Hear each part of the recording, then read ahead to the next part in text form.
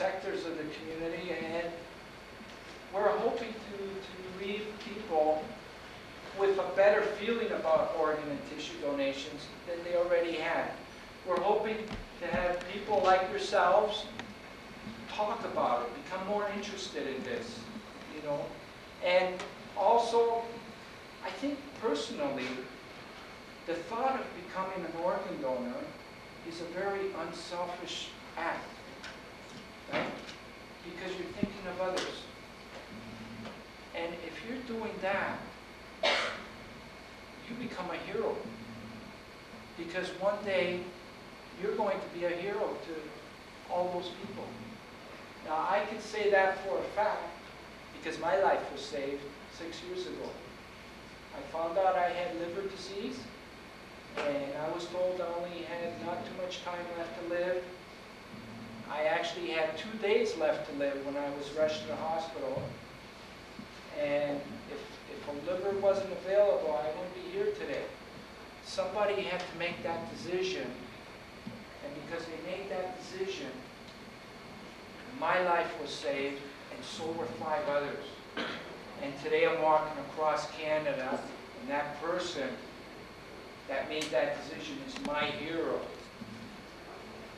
So I want to leave you with a very powerful feeling about how important it is on becoming an organ donor. Okay? Now I'm going to bring up here dear Tony Wilson. She's been with me for 8 months. She's from Kelowna, BC. And she's going to say a few words to you in a couple of minutes. And this is Kurt. He's from Chatham, Ontario. He's been with me for about 4 months. I also want to recognize Eve and his dad, Jill. They're with Clarica. And that's, are you familiar with Clarica? That's an insurance company. You're probably a little too young to know about insurance, but they are doing a lot of very important work in your province with this issue. The work that they're doing is saving people's lives. And I need to, as I'm going through your whole province, I need to let everybody know that. And I also want to thank your school for giving us this opportunity to mention this. So, Tia Tony's going to say a few words, and she's got something to do to pass around there. It took too long, so I started passing around already. What I was starting to pass around is it's an Olympic torch, and George has been carrying it since the day that he started, and it is called, we call it the torch of life, because it represents the continuance of life that happens when you are willing to donate your organs. Because when one person passes away, if they donate their organs, their life continues on in someone else's.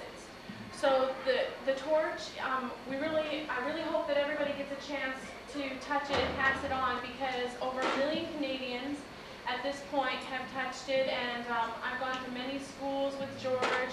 We've gone to hospitals, at public, like in the media, people have touched it. At hockey games, we've passed it around the entire arena. Well, a few people missed, but a lot of people across Canada have touched it. And as well, on September the 5th, George went to Rome, where the Pope blessed it as well. That he met the Pope, had a 15-20 minute audience with the Pope John Paul II, and so he blessed it as well. The other thing that's passing around is more of my own personal thing. It's a book that, as I've been going with George, I've gotten almost every person that I've met across Canada to write in it, sign it, tell me a little bit about themselves, how they heard about what George is doing, just put their name in it, pretty much just kind of add a little bit of themselves to it. And this is my second book. This one is only being in Quebec. So if you guys get a chance to sign that one as well. The torch is right here, so everybody can see it. How many people have actually touched it yet so far? Okay, so I'm going to pass it. I'm going to start here. We'll pass it around. And I think, are we able to have a question, Tony? So I'm going to kind of go into the back there, and if anybody has any questions that they need to ask George. I don't speak hardly any French at all. I know maybe a few things, so if you can't figure out what to ask in English, maybe one of your teachers can possibly help you out with it, okay? Does anybody have any questions about what George is doing or anything like that? You guys will have to go do real work if you don't ask questions. This question is for George. Do you know whose liver you had? No, and that's a good question. I get that. I don't know who donated the liver because the donor is kept anonymous.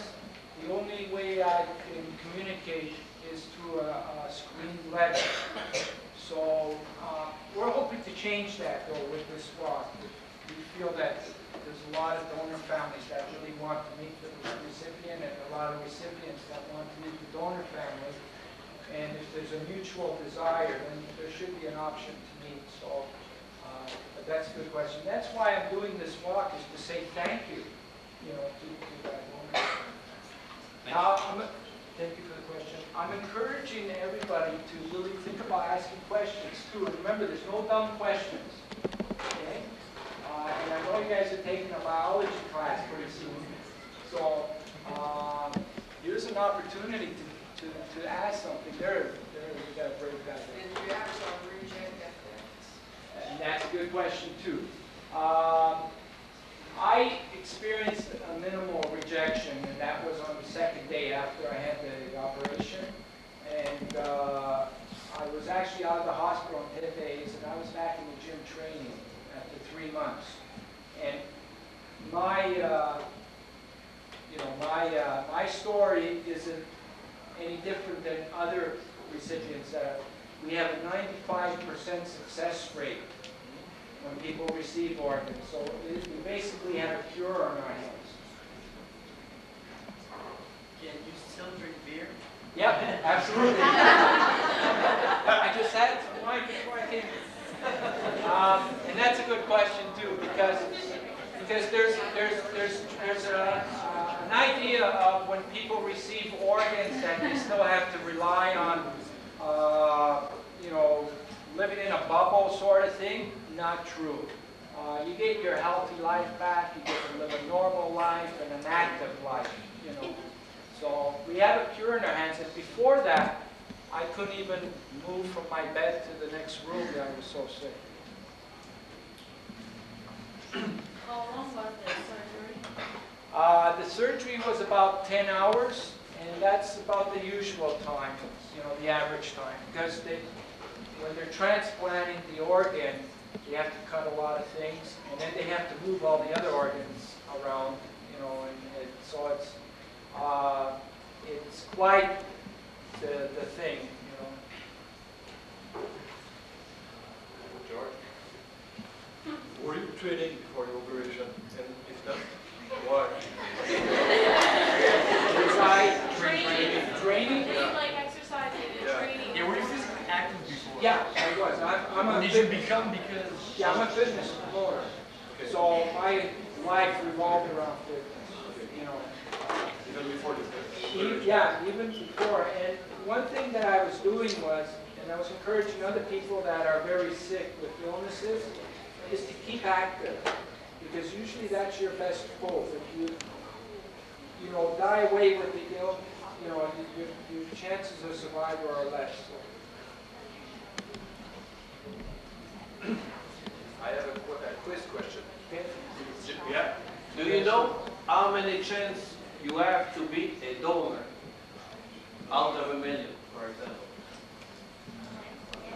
You have 10 times chances to win full lottery than being a donor. You know why?